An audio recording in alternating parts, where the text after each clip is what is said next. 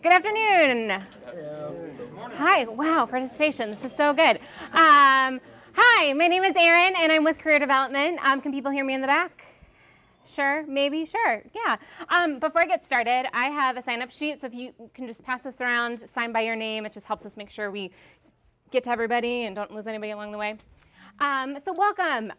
This is Career Development. This is actually our Career Development Resource Center. And so what this means is usually there are a bunch of tables in here, and it's just like a workspace for students to come. We do seminars on resume writing and interviewing, things like that. Sometimes we have employers come in, like Target will come in and they'll talk about what does it mean to do marketing at Target. And so we use this space. And so as you look around, you'll see lots of resources, lots of handouts. If you're like, what can I do with the major in marketing, actuarial science, pick a major. We have a whole rack over there, so feel free to stop by and grab one. But also, people come in here and they use our computers. Maybe you're getting ready to meet with a career counselor to look at a resume and you need to print that off quick. So this is what this space is. And so our actual Career Development Center is across the hall. And we are open 8 to 4:30, Monday through Friday, open all year round, so even in the summer. So if you're around in the summer doing an on-campus job or something, please come in and see us. Today, what are we going to talk about? Because you're thinking, career, I'm not ready for a career. I just got here. I haven't even picked a major yet.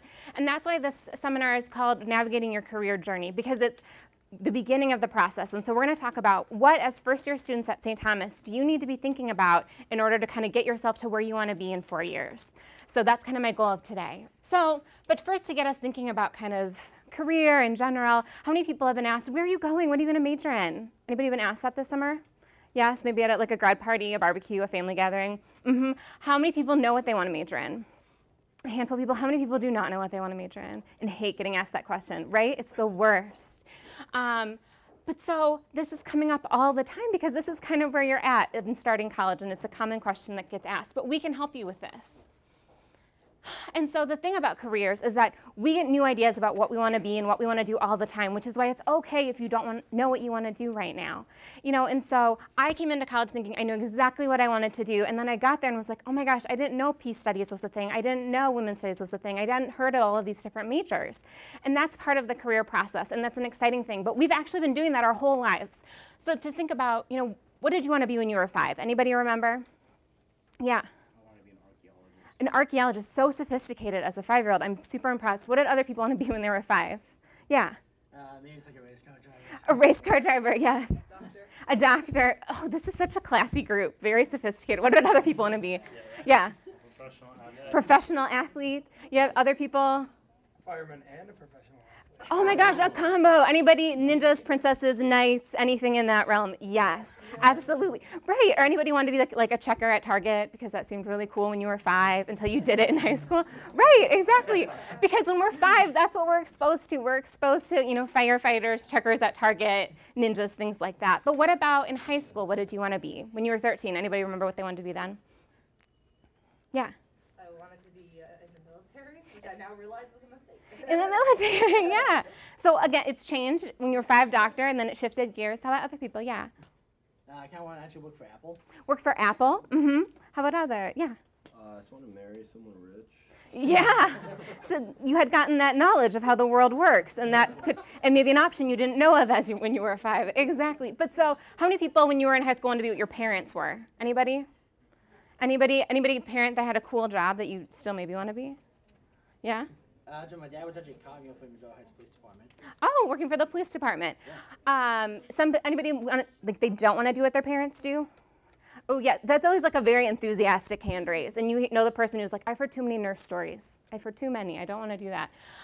But so the point is that as we get older, we are exposed to new careers and new opportunities all the time, and the same thing is going to happen when you come to St. Thomas and you get exposed to new things. And so it's going to make you question and wonder, maybe what do I want to do when I grow up?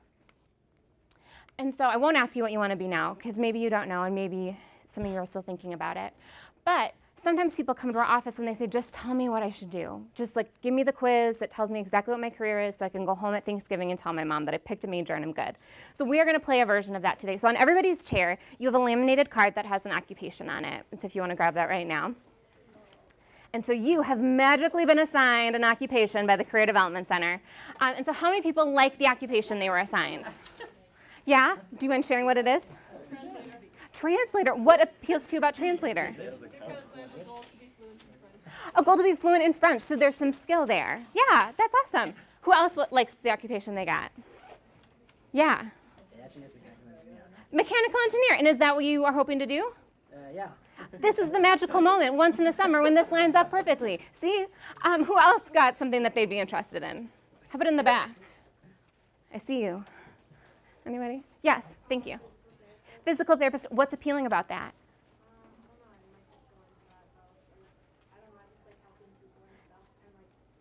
Yeah, so it's a helping people piece, but there's also like a sports, athletic, medical component to it. How many people did not like what they got? And we're like, this is the worst game ever. Anybody want to share what they got and why they don't like it? The hands in the back go down. Please, somebody. Yes.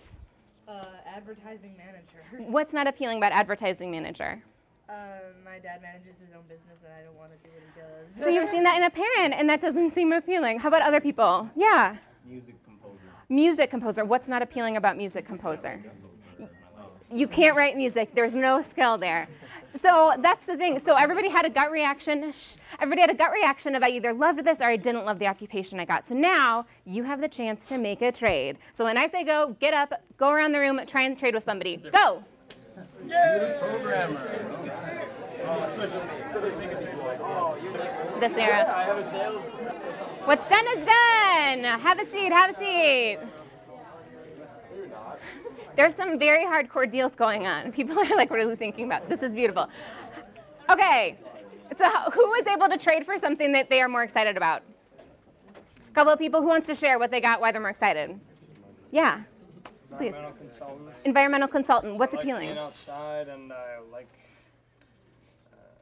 Like being outside? Yeah, the environmental component of environmental consultant. Yeah.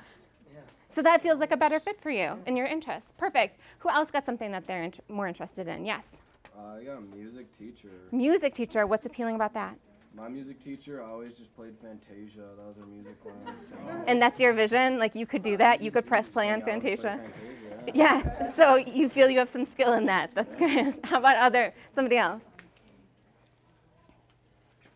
Yes. I traded for lawyer. Traded for lawyer. What's interesting about lawyer? That's what I want to go into, is I want to go into a type of law, so.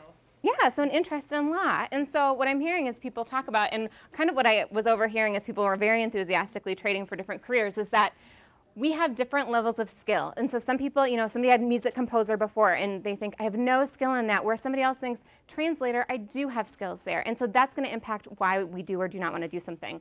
But also our values and what we're interested in. So if we just like the environment, if we value environmental consulting, and also just kind of our personality. So some of us are more extroverted people, the kind of people who want to be in front of a group and want to be talking to people. And then some of us have a personality where we want to be more introverted and we want to be spending time more kind of on our own, maybe having our own space to think about things. And so these are all things that we think about when we think about a career. And so the process you all just did of wheeling, dealing, thinking about what you do and don't like, that's kind of the process of picking a major and thinking about what you want to do. That same gut reaction that you had of, yes, I love this, no, I would be miserable doing that, that is the similar process. So you've already done it, and it kind of helps you get your wheels turning about what do I want to be doing, majoring in.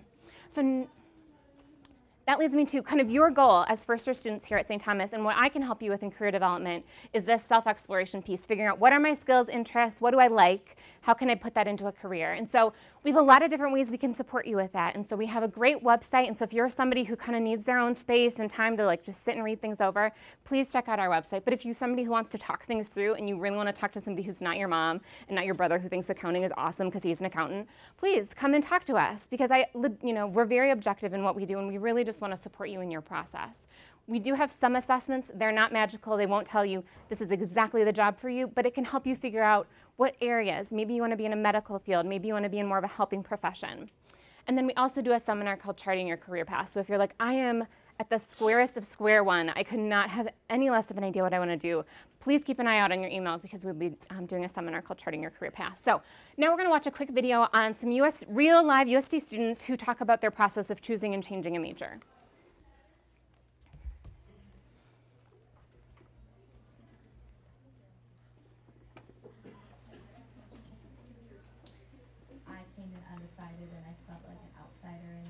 Respect, especially when a lot of people were continuously asking me, what are you majoring in, what are you majoring in?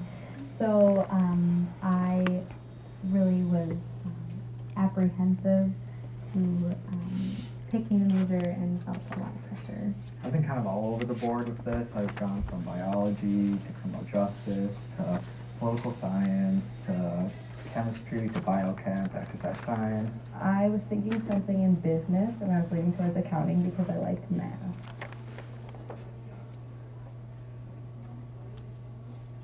I explored marketing, and I sat in on one of the AMA meetings, and I was very overwhelmed. Target was the first person that presented there, and I was just like, I don't think I could do this. And I went to one more on top of that, and I don't know, it's just not something that I saw myself doing. But other than that, I knew that I didn't want to do anything with numbers, so finance and accounting were out, and it was kind of a process of elimination. Well, I think I've changed my major and or career path about 7 times, it seems like. With the major that I'm doing now, exercise science, I kind of thought about it at first, and then I went to like all these other different majors, and then I came back to exercise science. I've looked more into other careers that involve math and not just focused only on accounting.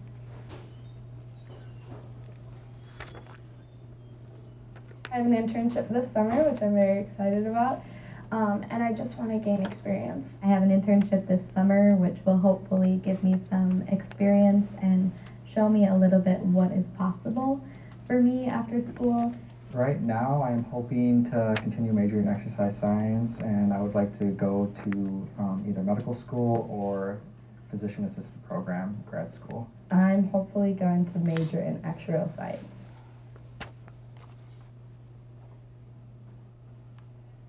Networking, I know you hear it all the time, but there's a reason why people say that. Take your time and talk to people and allow yourself this, the room to change your mind. Get involved with clubs and departments and start getting one-on-one time with professors, and they'll really start to understand and know what they really want to do. I would just say, like, keep your options open and don't feel like your first thought has to be what you actually go for. You have plenty of time to change. Okay, so that gives you a little glimpse into that. Not everybody knows exactly what they want to do, and even if you do, it's always a process of deciding and maybe changing. But so once you pick a major, do majors matter? There are a lot of different jobs that we can do with any one major. And so to help you kind of get a sense of just how many jobs you can do with any single major, I have an activity for you. So again, on your chair, there'll be this half-sheet handout. And so on one side, there are 4 quadrants, and they're labeled Major A, Major B, Major C, Major D. And so we do a survey every spring to find out where do our recent graduates go. And so this is information from the last year, from the spring 2014 recent alumni. And so we asked them, what are you doing? And so everybody in Major A had the same major, but they all have this wide variety of jobs. And so same with Major B. And so your goal is to flip over to the list on the back of a handful of St. Thomas majors that we offer and figure out what did everybody in Major A major in, even though they all have all these different careers. So turn to your neighbor, talk to those around you, and you have a couple minutes to figure that out.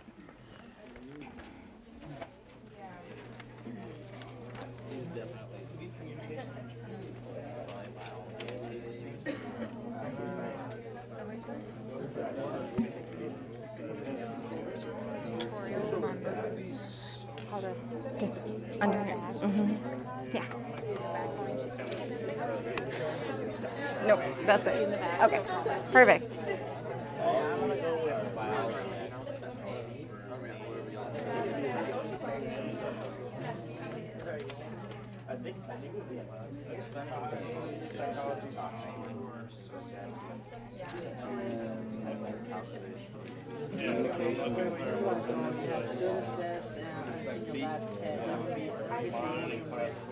Technology. Market manager, that'd be around advertising. Chemistry or biology.